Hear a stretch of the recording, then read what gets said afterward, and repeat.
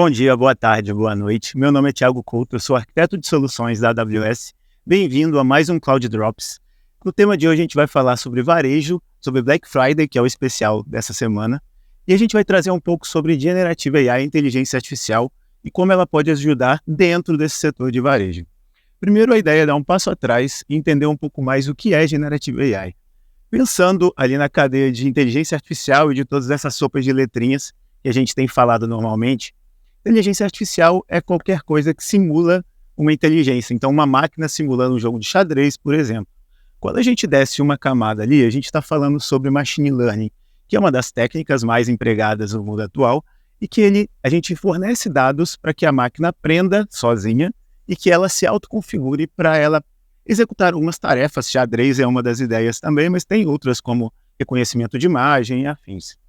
Descendo mais um nível, a gente vai falar de Deep Learning, o aprendizado profundo, que é uma técnica dentro de Machine Learning também, a gente está descendo, em que a gente utiliza para coisas mais complexas, para problemas mais complexos, como o reconhecimento de imagem que eu tinha comentado. E lá embaixo a gente tem Generative AI, que é uma das técnicas um pouco recente, a gente está falando aí que ela começou a ter um boom, ela já existe há bastante tempo, mas ela começou a ter um boom aí próximo de 2017, que surgiram algumas técnicas.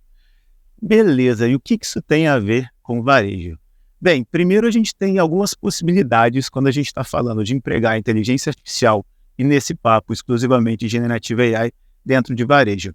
Primeiro ponto, não menos importante, quando a gente está construindo o nosso e-commerce ou quando a gente está construindo sistemas e todos os workloads que permeiam o nosso negócio, a gente precisa de desenvolvimento, de alguém realmente codificando o e-commerce, buscas e afins. A gente tem hoje um serviço chamado Code Whisper, que ele auxilia o desenvolvedor. Então imagina que ele digitou lá no comentário da função que ele ainda vai escrever, fazer o upload da imagem do produto para tal lugar.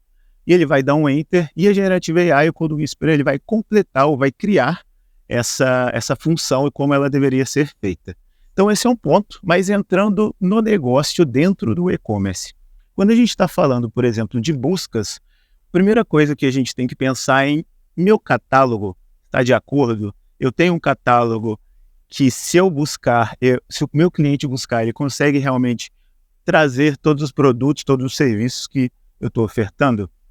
Esse é um ponto que, quando a gente tem um marketplace, ou seja, quando eu estou utilizando o meu e-commerce como porta de entrada para que outros parceiros entreguem os produtos também, isso piora, porque não está mais no meu controle, no meu quadrado de catálogo, e agora eu estou trazendo outras pessoas, outros clientes para servirem dentro. O que a gente pode fazer com Generative AI? Primeiro, passar uma imagem. Então imagina que eu tenho um catálogo que não tem nada escrito, que tem só o título do produto. Eu posso passar imagens e pedir para a Generative AI para entregar o que a gente chama de caption, ou que seria a legenda ou a descrição do produto. Exemplo, a camiseta preta da AWS seria um exemplo. Eu passei uma imagem, ela me deu uma descrição do produto.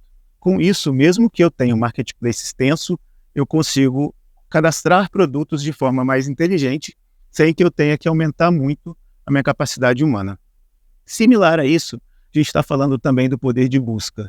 Então, como é que eu faço para agrupar produtos similares, e aí seja por imagem, camiseta preta, eu posso ter 3 tipos diferentes, 20 tipos diferentes, ou por descrição também. Então, a gente consegue, com Generative AI, agrupar produtos semelhantes. Então, a gente vai ter vetores que estão próximos e que a gente consegue trazer similaridade. Então, às vezes eu busco por um produto específico e eu trago não só aquele produto, às vezes a descrição não bate, mas produtos que são similares a ele. Então, a gente consegue ofertar mais informação e produtos similares para os nossos clientes.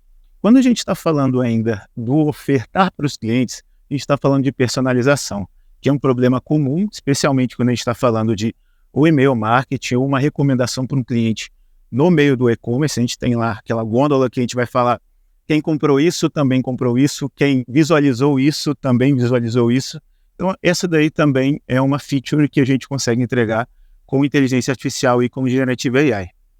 E aí descendo, pensa que o nosso cliente já fez a compra, a gente já ofertou o produto correto, ele já utilizou disso para fazer a compra, ele tem algum problema, uma dúvida sobre entrega. O que a gente tem hoje de usual para atendimento? Primeiro, mais simples, FAQ, ou seja, perguntas e respostas. Então ele tem que achar lá a pergunta dele e aí ele vai ter ou não a dúvida sanada. O que a gente pode fazer é utilizar da nossa FAQ para contexto e passar para uma Generative AI, que ela vai responder de uma maneira muito mais simples, muito mais amigável para o cliente em, olha, essa daqui são as dúvidas frequentes com relação a, por exemplo, entrega. Ele vai receber isso, essa IA generativa, e ela vai receber a dúvida do cliente, e aí com o contexto ela vai responder. Ainda falando de atendimento e de chatbot, o que a gente tem e ainda de contexto, o que a gente pode fazer é treinar uma Generative AI ou pegar uma já existente, fazer um que a gente chama de fine tuning, que é agregar informações no meu negócio nela, e eu posso pegar o contexto do cliente. Então pensa que legal entre eu ser um chatbot, que é o comum hoje em dia, que eu tenho intenções, ou seja, pagar segundo a via da conta, reclamar de um pedido, são intenções que eu mapeio, mas eu não estou falando com o contexto, que é diferente de eu pegar a visão do cliente, quais produtos ele comprou, quantas vezes ele reclamou, aonde ele mora, e eu passar isso para o chatbot que vai responder com o contexto e a pergunta. Então eu consigo ser muito mais amigável, eu consigo resolver o problema dele muito mais fácil. E falando sobre atendimento, a gente falou sobre algumas possibilidades, seja parâmetro ser a imagem, ou seja, input ser a imagem, ou um contexto de uma reclamação ou de uma possível interação do cliente para responder e para fazer esse atendimento. O que a gente vê é que a gente tem problemas diversos que, como a gente faz, por exemplo, com o banco de dados, é pegar a ferramenta certa para resolver o problema. Aqui não vai ser diferente. Então a gente tem formas, a gente tem modelos que a gente chama de modelos fundacionais, que eles vão endereçar diferentes problemas e eles vão ser ótimos ou muito melhores que os modelos paralelos a ele em uma determinada função. Então a gente tem, e a ideia da AWS é que a gente estenda, a gente tem o Titan, que é o modelo nosso da Amazon, mas a gente também tem o Stability AI, por exemplo, que é um modelo que não é nosso, mas a gente consegue encapsular dentro do serviço da AWS, aí alguns serviços de Jumpstart é um, Bedrock, que é um cara serverless nosso, e a gente consegue encapsular esses modelos fundacionais e a gente consegue entregar isso de uma forma muito mais amigável e, novamente, feita para o propósito e para a arquitetura e para o problema que você quer resolver. Por isso, a ideia é que, se vocês tiverem dúvidas, busquem, a gente tem bastante workshop pronto sobre isso, a gente tem trilhas também, tanto de certificação quanto de aprendizado, para que a gente consiga entregar isso e que a gente consiga resolver o problema de negócio, que no final é o que importa. Muito obrigado.